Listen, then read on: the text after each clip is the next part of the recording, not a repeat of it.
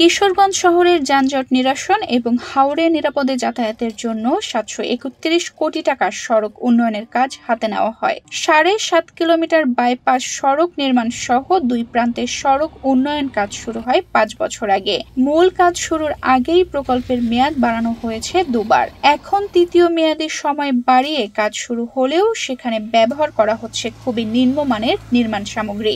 স্থানীয়রা বলছেন, এভাবে কাজ করা হলে রাস্তাটি অল্প সময়েই ভেঙে গিয়ে জনদুর্ভোগ বাড়াবে। যেভাবে হওয়ার দরকার তুলনামূলক কাজ অনেক খারাপ হইতেছে।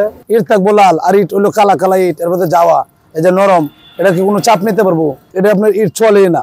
এর মধ্যে তারা দিতেছে, আমরা বারবার বলা সত্ত্বেও এগুলা কোনো কাজে আসতেছে না। রাস্তার কাজে নিম্নমানের ইট ছিল, ইট দিয়ে করে বলতেছে, পাথর দিয়ে করার কথা, পাথর দিয়ে করতেছে না।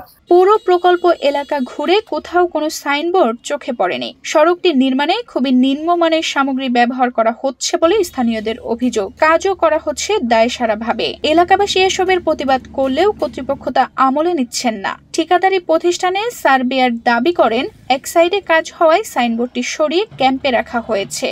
এরকম একটা ডিসি রুটের মেরামত কিংবা উন্নয়নমূলক কাজ করলে একটা সাইনবোর্ডের প্রয়োজন হয়, সাইনবোর্ড থাকে, কিন্তু এই রাস্তায় কাজকর্ম করতেছে আজ পর্যন্ত আমরা কোনো প্রকার সাইনবোর্ড দেখতে পারি নাই। কাজের মান হলো আপনার এই যে রাস্তার থেকে মাটি করে যে ইট উত্তোলন করতেছে, সেই ইট দিয়ে আবার রাস্তা মেরামতের ব্যবস্থা করতেছে, যাতে এটা আমাদের জন্য ভবিষ্যৎ ঝুঁকিপূর্ণ। এতে আমরা জনগণ অনেক পরেশানি ভোগ করতে হবে। এটা একদম নিম্নমানের কাজ।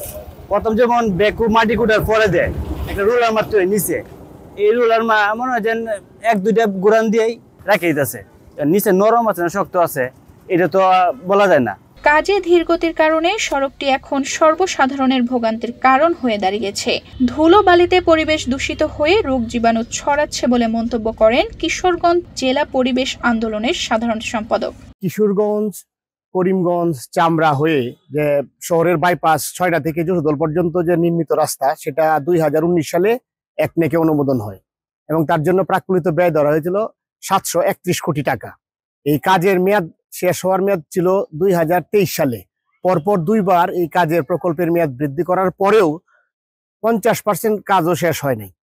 এই দীর্ঘসূত্রতার কারণে এখানকার পরিবেশ একেবারেই দূষণের শিকার হয়েছে এবং শহরের যানজট প্রচন্ডভাবে বেড়ে গেছে এবং এই শহরের যানজট এতটাই বাড়ছে যে এখানকার মনে হয় যেন একটা ভুতুড়ে শহর। ঠিকাদারি প্রতিষ্ঠানের দাবি, সড়ক ও জনপথ অধিদপ্তরের ল্যাবে পরীক্ষা করেই নির্মাণ সামগ্রী ব্যবহার করা হচ্ছে। নিম্নমানের নির্মাণ সামগ্রী ব্যবহারের তথ্যটি সত্য নয় বলে দাবি তাদের। আমরা এখানে রোডস এন্ড হাইওয়ের অধীনে যে কাজগুলো করতেছি সেটা রোডস এন্ড হাইওয়ে ল্যাবরেটরির মাধ্যমে টেস্ট করে নিয়মিত টেস্ট করা হয় এবং সেই মালগুলো রাস্তায় ব্যবহার করা হয়। এখানে অপ্রাসঙ্গিক কারণে অনেক ধরনের কথা আসতে পারে। আমরা সবকিছু ল্যাবরেটরি টেস্ট করে এবং ফিল্ডে টেস্ট করা হয়, টেস্ট করে ডিপার্টমেন্ট কনফার্ম করলে তারপর সেইখানে আমরা ফাইনালি কাজ করতে পারি। এটা বাইরে যেটা শুনতেছেন এটা ভুল তথ্য। কিশোরগঞ্জ সড়ক ও জনপথ অধিদপ্তরের নির্বাহী প্রকৌশলী জানান, প্রকল্পের মেয়াদ আরও ২ বছর বৃদ্ধির জন্য এর মধ্যে পরিকল্পনা মন্ত্রণালয়ে আবেদন করা হয়েছে। মেয়াদ বাধিত হলে প্রকল্পের কাজ শেষ করা সম্ভব হবে। নির্মাণ সামগ্রী নিয়ে যে অভিযোগ উঠেছে তার সত্যতা পাওয়া গেলে ব্যবস্থা গ্রহণ করা হবে বলে জানান তিনি।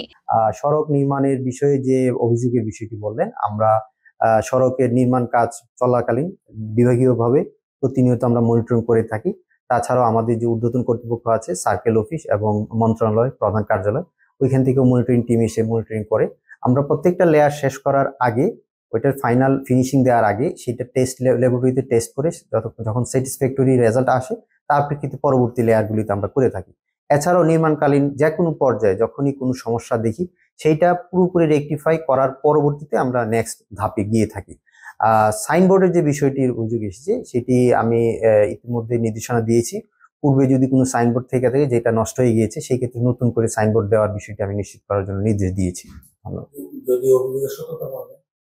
অভিযোগের সত্যতা পাওয়া গেলে ঠিকাদারি প্রতিষ্ঠানকে চুক্তির নিয়ম অনুযায়ী অবশ্যই তার বিরুদ্ধে ব্যবস্থা গ্রহণ করা হবে। কিশোরগঞ্জ চামটাঘাট ১৯ কিলোমিটার এবং ৬.১৪ বাইপাস সড়ক ৭.৫ কিলোমিটার সড়ক নির্মাণে কার্যাদেশ হয় ২০২০ সালের ২৪ মার্চ। মেয়াদ ছিল ২০২৩ সালের 30 জুন পর্যন্ত। পরে মেয়াদ বাড়িয়ে করা হয় 2024 সালের 30 জুন পর্যন্ত। ভূমি অধিগ্রহণ সম্পূর্ণ না হয় 3 দফা আবারও সময় বাড়ানো হয় 2026 সালের 30 জুন পর্যন্ত। এখন পর্যন্ত 50 ভাগ কাজ শেষ হয়েছে বলে সড়ক ও জনপদ অধিদপ্তর কর্তৃপক্ষ দাবি করলেও বাস্তবে সেটি হয়নি। তানজিদা রহমান, ইনায়া, বাংলাদেশ প্রতিদিন।